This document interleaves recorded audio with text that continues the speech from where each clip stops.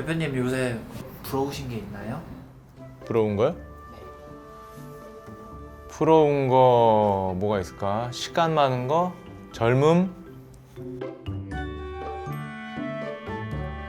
아, 옛날에 제가 체력만 될 때만 해도 이거 밤새면서 하루에 2개씩 3개씩 찍었는데 요즘에 체력이 안 되니까 못 찍고 있어요. 하지만 오늘의 여러분들한테 소개시켜드릴 주제는 전 세계에서 가장 젊은 대륙 바로 아프리카입니다.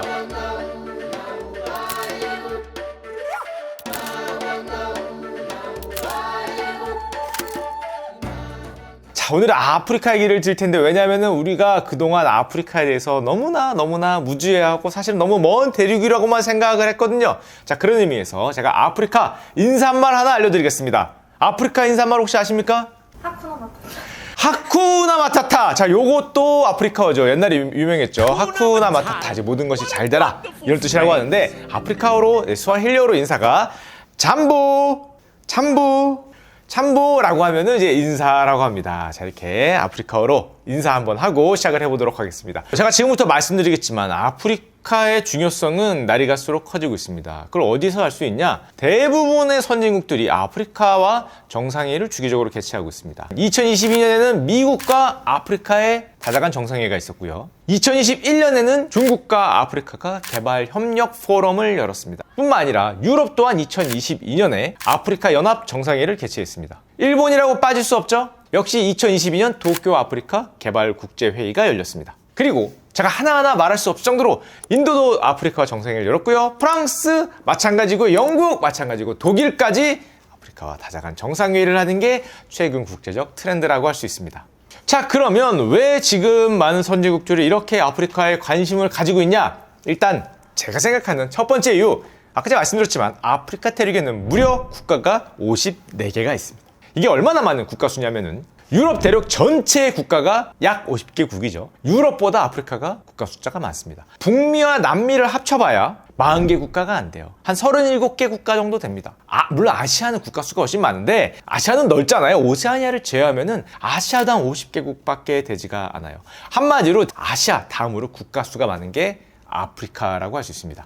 국가 수가 많은 게 왜 중요하냐? 유엔이 됐건 어떤 국제회의가 됐건 심지어 올림픽, 월드컵 모두가 다 많은 국가들의 투표로 결정하는 경우가 많습니다. 그럴 때 표수가 많다는 거는 정말 힘을 얻는 거기 때문에 아프리카의 마음을 얻으려고 많은 선진국들이 그렇게 노력을 많이 하는 거죠. 브릭스라는 단체가 있죠. 아마 들어보셨을 겁니다. 러시아, 중국, 인도, 브라질, 남아공 이렇게 5개 국가의 모임이 브릭스라고 할 수 있는데, 브릭스가 얼마 전에 그 회원국을 11개국까지 늘리겠다라고 발표를 했습니다. 그 회원국 중에 대부분 남미 아니면 아프리카에 위치를 하고 있었어요. 그래서 이 지도를 보시면 미국과 유럽을 중심으로 한 요 G7, 일본까지 들어가 있죠. 태평양 쪽을 이렇게 한 G7과 중국과 러시아 그리고 아프리카가 힘을 합치려고 하는 요 브릭스, 요 대결의 양상으로 끌고 가기 위해서 중국과 러시아가 조금 노력을 많이 하고 있는 게 아니냐, 이런 소리를 많이 듣죠. 그렇기 때문에 이 서구 국가에서도 이걸 막아야 되기 때문에 아프리카에 대한 관심, 또 아프리카는 요즘에 개발을 하려고, 발전하려고 노력하는 때죠. 이 개발을 지원하면서 역시 자기 편을 끌어들이려는 노력을 많이 하는 시기라고 할 수 있습니다. 더구나 아프리카의 인구가 지금 현재 약 14억 명입니다. 중국 하나보다 적죠. 하지만 아프리카의 출산율은 많이 내려왔지만 요즘에 4가 넘습니다. 한마디로 얘기하면 아프리카 인구가 급속도로 늘어날 수 있다는 말을 얘기하고요. 실제로 지금부터 25년 뒤인 2050년에는 아프리카 인구가 지금의 2배 이상으로 늘어날 걸로 전망이 됩니다. 2070년에는 약 32억 명이 예상이 되고 있어요. 그때면은 중국은 낮은 출산율 때문에 10억 명 정도로 줄어들 텐데, 아프리카가 30억 명이 넘으니까 중국의 3배가 넘는 인구를 가지는 그런 대륙이 될 걸로 예상을 하고 있습니다. 더구나 지금 출산율이 4.3 이렇게 높다는 말은 인구 피라미드가 어떻게 생겼겠습니까? 이렇게 생긴 말 그대로 아름다운 피라미드형을 보이고 있는데, 2022년 기준으로 아프리카인들의 중위 연령이 몇 살이냐? 무려 19세입니다. 청춘을 넘어서 거의 청소년 국가에 가까울 정도로 정말 젊은 국가 그 자체라는 거죠. 그래서 많은 학자들이 아프리카가 정치만 조금 안정되고 산업이 만약에 발전할 수 있다면은 정말 빠른 속도의 경제 성장을 보이지 않을까라는 생각을 인구학적으로 많이 하게 되는 그런 이유라고 할 수 있습니다. 그렇기 때문에 만약 이 속도로 인구 증가가 일어난다고 하면 2070년에 가면은 세계 인구의 3분의 1이 아프리카인이 될 걸로 예상을 하고 있습니다. 지금부터 2070년까지 인구가 증가하는 분의 한 75% 이상이 아프리카인의 증가가 될 걸로 예상이 되고 있는 거죠.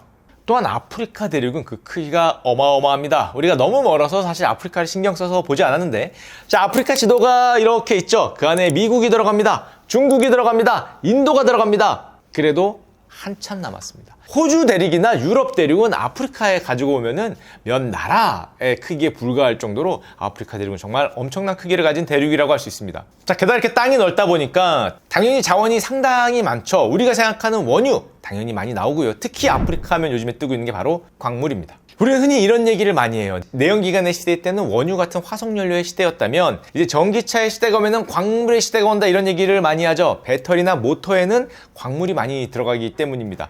광물의 시대에 가장 주목받는 대륙 중에 하나가 또 아프리카라고 할 수 있죠. 아프리카에는 가장 유명한 사실 다이아몬드죠. 다이아몬드가 50% 이상 아프리카에서 나고요. 코발트, 백금, 뭐 이런 희귀한 광물들의 보고라고 할 수 있죠. 더구나 최근에 아프리카는 발전을 굉장히 꾀하고 있습니다.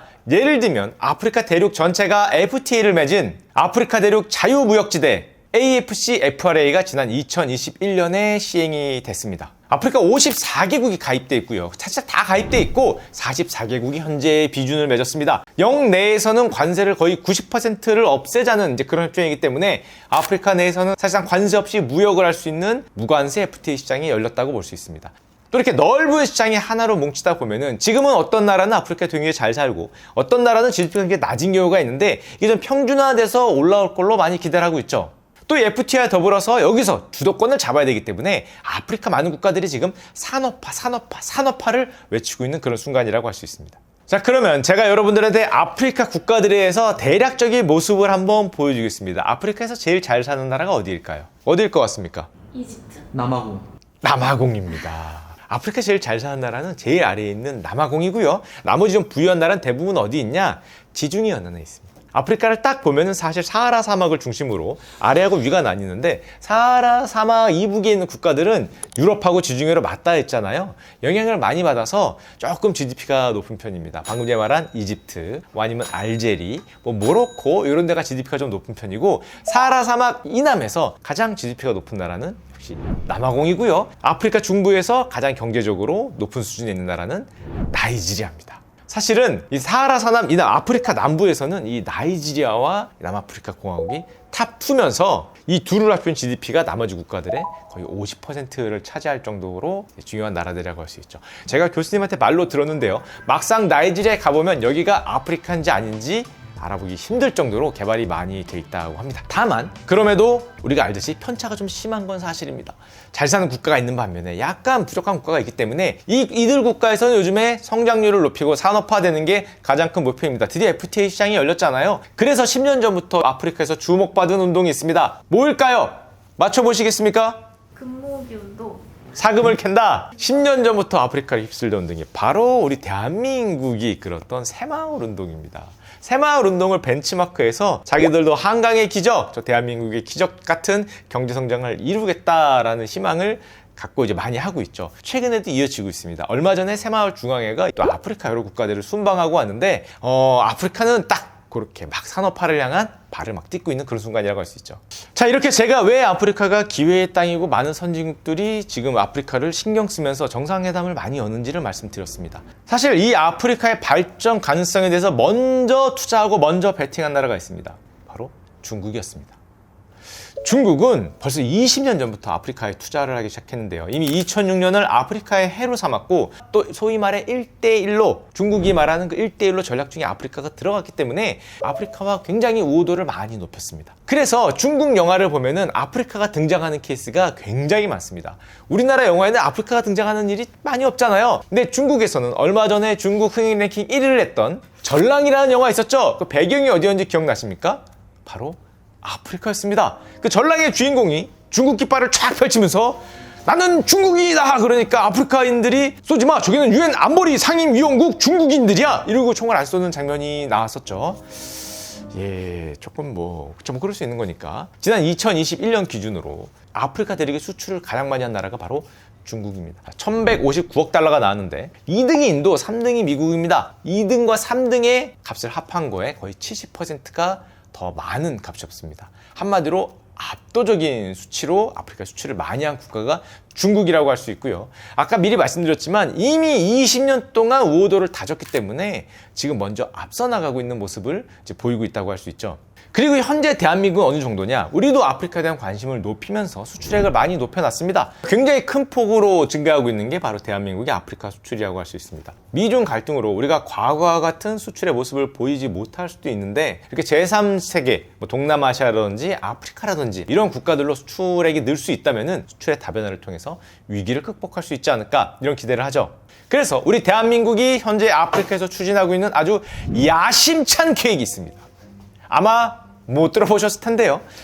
아프리카 하면은 가뭄이 오거나 할 때 식량난 같은 걸 떠올리잖아요. 아프리카는 유럽 대륙에서 이제 밀 같은 걸 수입을 많이 하면서 식량을 좀 채우는 편인데 이런 틈바기를 노려서 대한민국이 아프리카 중부 지역을 가로지르는 K 라이스 벨트 사업을 추진하고 있습니다.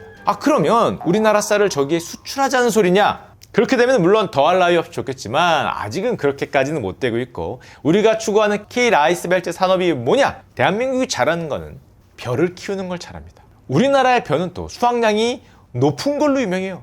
너무 수확량이 높다 보니까 정부가 그만 좀 쌀 좀 적게 나와라 해서 너무 수확량 높은 품종을 금지할 정도로 대한민국의 쌀 품종은 우수한 걸로 유명합니다. 그래서 이 쌀을 잘 키우는 기술과 쌀 품종을 그대로 들고 아프리카로 가서 그 기후 조건에 맞는 나라에 대한민국의 쌀을 키우는 방식을 전수해서 거기서 많은 논을 만들어 보겠다. 한마디로 일종의 공적 개발 원조라고 할 수 있는데요. 돈을 그냥 주는 것보다 물고기를 한 마리 주는 것보다 이 낚시하는 방법을 알려주는 게 훨씬 좋지 않겠습니까? 자, 그리고 제가 아주 관심을 갖고 있는 산업이 있습니다. 바로 뭐냐면은 한국국립수산원에서 2015년부터 알제리에 새우 양식장을 건설하고 있습니다. 바이오 폴락 기술이라고 그 새우를 굉장히 친환경적으로 생산하는 기술이라고 합니다. 저는 새우 산업을 기획했을 때 예전에 10년 전에 기획했을 때 베트남에 가려고 그랬거든요. 왜냐면 베트남이 열대고 무덥기 때문에 새우가 빨리 자라요. 그래서 1년에 막 3번씩 수확한다. 우리나라 한 번씩밖에 수확을 못 하는데 그래서 베트남에 가려고 했는데 생각해보니까 알제리는 더 더워. 거긴 열사의 나라잖아요.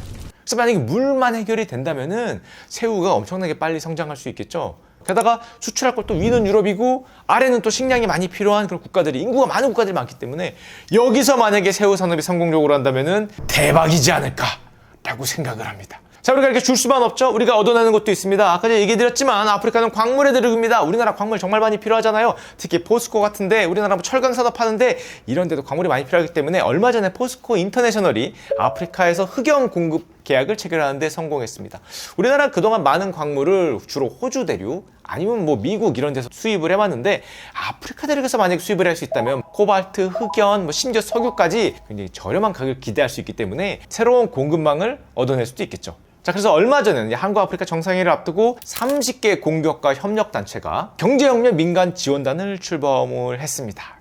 좋은 기회잖아요. 좋은 기회를 그냥 정상회담 한 번 하고 끝나면은 아까우니까 이 기회를 활용해서 아프리카와 경제 협력할 수 있는 이제 그런 단초를 좀 만들어야겠죠. 자, 말이 길었습니다. 결론적으로 아프리카는 성장과 미래의 대륙이었는데 우리가 조금 늦게 시작했지만 따라가야겠죠. 새로운 시장을 놓칠 수는 없을 것 같습니다. 자, 2024년 한국 아프리카 정상회의, 자, 단순한 정상회의로만 끝나지 말고 정말 호혜적 관계, 기장기 우호 관계를 얻어서 아프리카로 우리가 굉장히 편하게 여행을 자주 갈 수 있는 그런 많은 교류가 있는 그런 시대가 오기를 기대하겠습니다. 안녕. 참보.